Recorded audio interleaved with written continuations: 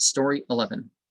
An astrologer, having entered his own house, saw a stranger and getting angry began to insult him, whereon both fell upon each other and fought so that turmoil and confusion ensued.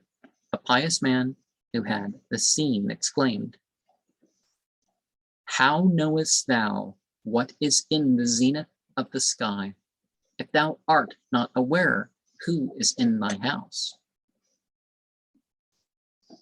And we do need to focus on what's near at hand, and trying to make a working of that.